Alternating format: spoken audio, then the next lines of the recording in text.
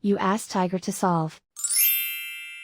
This deals with linear equations with one unknown. The final result is y equals 10.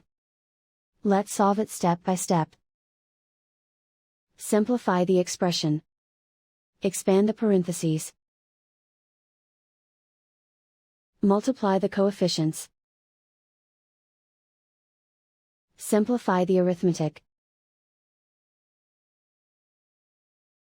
Group all constants on the right side of the equation. Add 20 to both sides. Simplify the arithmetic.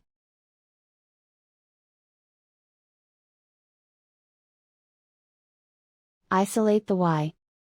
Divide both sides by 4. Simplify the fraction. Find the greatest common factor of the numerator and denominator. Factor out and cancel the greatest common factor.